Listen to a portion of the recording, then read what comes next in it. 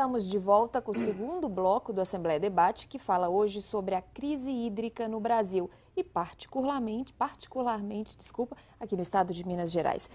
Deputado Irã, no bloco anterior, nós começamos a falar sobre a questão da sobretaxa para os consumidores. A gente tem aí grandes consumidores de água, indústria, mineração, e existe essa possibilidade de cobrança para os consumidores. Eu queria que o senhor, que participa de uma força-tarefa do governo, para poder avaliar aí essa crise, qual que é a expectativa? Deve ser cobrado ou não? Quando isso deve começar? Tá. Primeira coisa que eu gostaria de deixar claro com todo mundo é que a sobretaxa parece até uma coisa bastante injusta, ou seja, então as indústrias consomem, a Copasa administra mal e no final eu que pago a conta. Eu sei o tanto que parece injusto. A sobretaxa, gente, se for implantada, ela nunca é como uma forma de cobrar a conta do consumidor. Essa noção é errada, tá? A sobretaxa ela é encarada como um freio. Para você ter uma ideia, tem se pedido para a população de Belo Horizonte e região metropolitana para fazer uma economia de 30% no consumo de água. Essa economia até agora só chegou a 17%.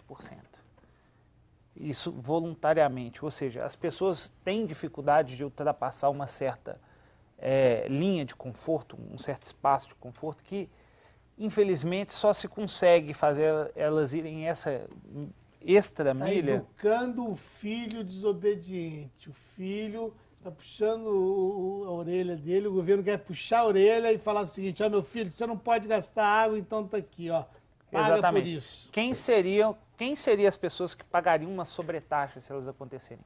Quem não economizou os 30% e, principalmente, que aí paga a sobretaxa com multa, quem gastou mais água do que gastava no ano passado. Dentro, claro, de cada peculiaridade. Você pegou um apartamento novo, que ano passado não gastava nada, compreende-se, mas ainda assim vai ter uma média de gasto, que essas questões todas estão sendo muito bem avaliadas. A segunda questão é o seguinte: por que a sobretaxa existe? A sobretaxa existe porque existem níveis no reservatório e níveis de captação.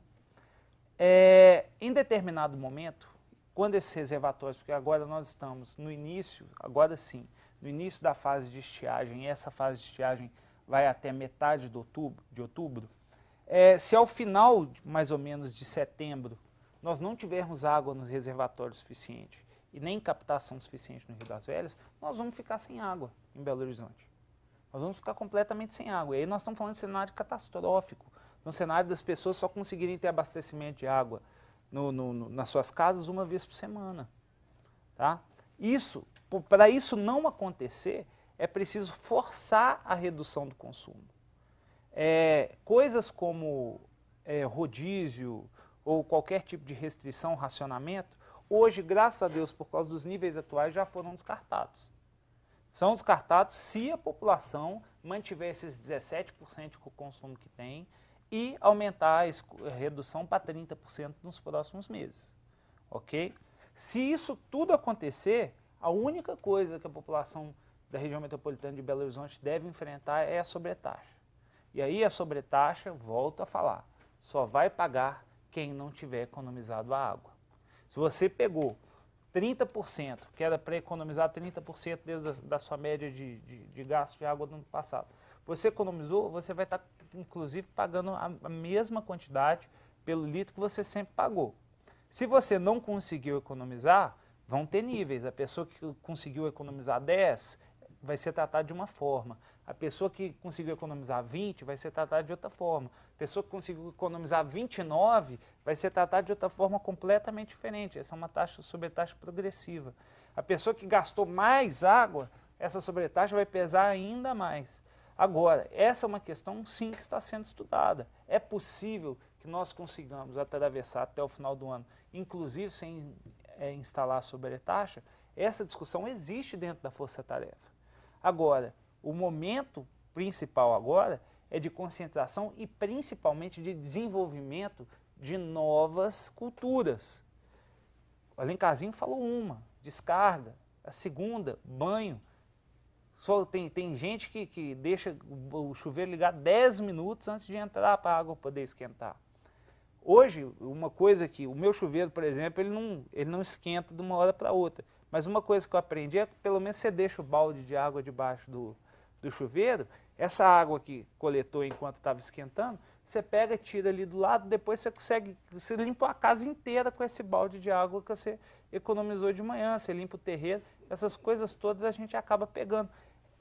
É uma situação cômica para a gente hoje, Alencarzinho? Eu tô rindo que eu imagino que você faça isso mesmo. Deixa o balde foda, lá. mas É claro. lógico que... Eu acho o seguinte, nós temos que imaginar o seguinte, um chuveiro hoje, já colocar o chuveiro com aquecedor direto, e se ele fala porque ele tem o aquecimento solar na casa até que a água chegue, aí que eu vejo, aí que eu falo o seguinte, não precisa ter isso. Se você pegar o que existe em outros países, nós vamos pegar a água do banho, a água do tanque, a água da cozinha não, porque não pode, mas a água do tanque, e nós vamos ter a canalização dela chegando dentro de uma caixa.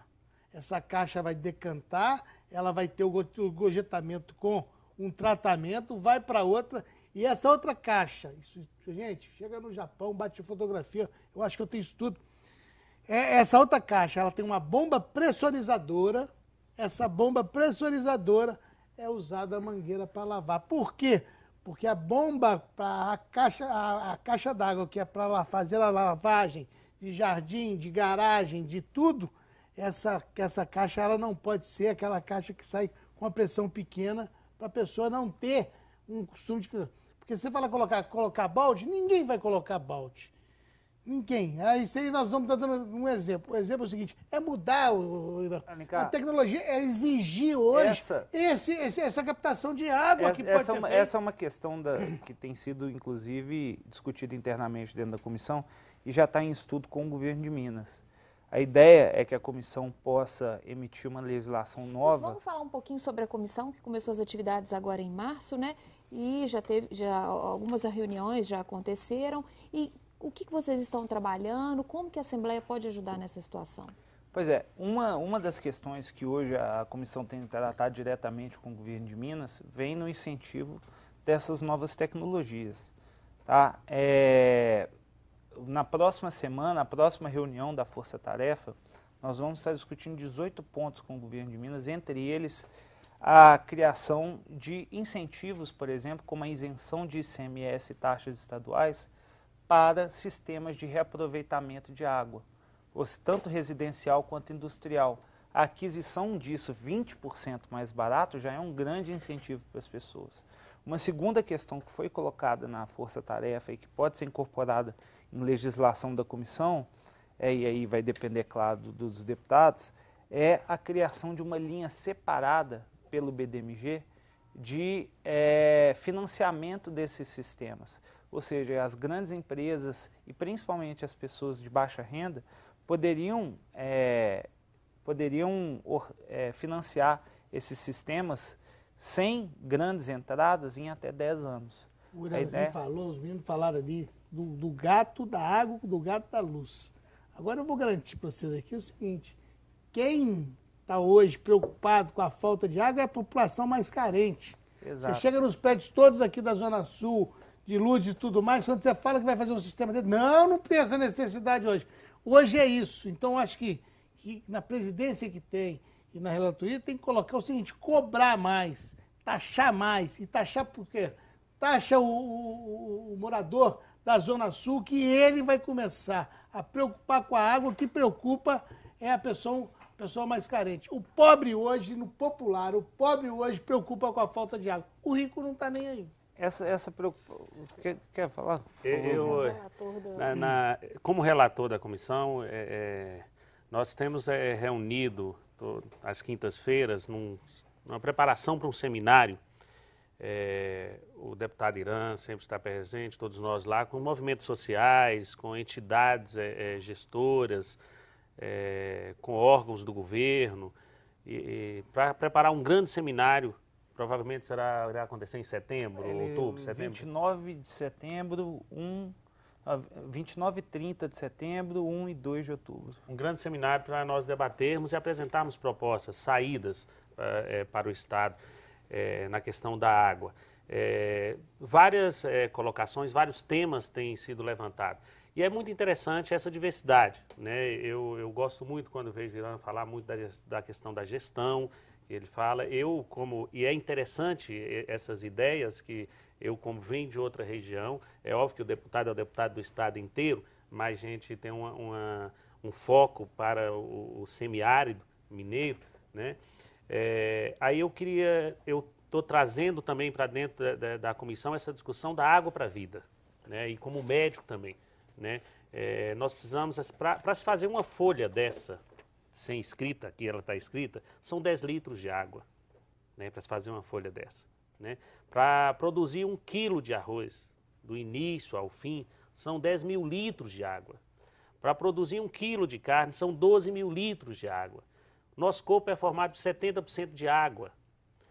80% das doenças infecto-contagiosas tem como principal vetor a água, né?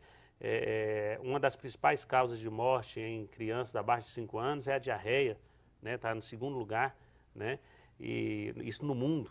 Então, uma discussão que eu procuro trazer também, não só a falta, mas a qualidade. Que água é essa que os nossos órgãos sempre vieram oferecendo ao nosso povo, né? Nós estamos levando saúde ou doença ao nosso povo, né?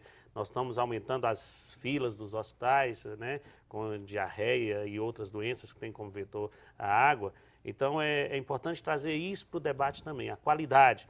Nós estamos num momento hoje que a gente fala muito do uso e reuso da água, né? E nós não temos leis que regulamentem o reuso da água, por exemplo, né? E aí, quando se fala no reuso da água, a gente pode pensar, inclusive, no aumento de doenças, né? E nós temos que preparar também para esse outro tema, né? Da qualidade da água, não só dessa quantidade, mas da qualidade, que saúde nós estamos oferecendo ao nosso povo. E o senhor acha, temos qualidade na água que temos hoje disponível? Eu acho que ao longo do tempo não temos ofertado água com a qualidade devida para as pessoas, né? Visto aí, eu estou dizendo aqui, por exemplo, a questão da diarreia, né? E o principal vetor é a água, né? Então, acho que nós temos que inverter isso. Eu acho que é preciso, é necessário e é possível inverter isso. Eu tenho citado muitas vezes o próprio Dr. Jean como um exemplo da questão da comissão, porque é impressionante que eu falo como que a Assembleia Legislativa acaba muito pautada pelas necessidades da região metropolitana de Belo Horizonte, da capital. Isso acaba sendo um problema muito grande, porque a gente acaba tendo pouca cobertura de outros problemas que acabam acontecendo no estado de maneira mais drástica, e eu gostaria até de trazer aqui um problema, Viçosa, que é uma cidade imensa, com um centro universitário de referência nacional, um dos melhores que existe, está nesse momento em racionamento e deve passar já no mês que vem para o estado de rodízio, ou seja, a utilização de água de 1 a 2 vezes por semana apenas. E lá o serviço não é Copasa, justamente por ser um sistema de prestação de água menor, a população tem sofrido muito com a falta de estrutura para a distribuição de água, e lá o desperdício é ainda maior. O Dr. Jean, ele traz para dentro da comissão, por exemplo, um assunto que talvez não fosse discutido se ela fosse montada por deputados apenas da comissão, que é a questão da contaminação de água, da falta de água no semiárido e de questões que a gente acaba esquecendo que a Comissão das Águas tem papel fundamental na discussão. Então, eu acho que, principalmente a nível de legislação, a Comissão da Água serve justamente para isso, para ir além daquilo que a gente entende como pauta, porque esse é o princípio da Assembleia Legislativa. Nós tivemos... Fica a sugestão, doutor Jean, para a Comissão das Águas. Cada litro de água que deixa lá no Espírito Santo por causa do gasoduto, taxa a mineradora e dá 1 litro de água lá para a minha cidade, Coronel Murta. Coloca lá em Coronel Murta, cada água que vai para lá, a mineradora vai pagar a água de Coronel Murta.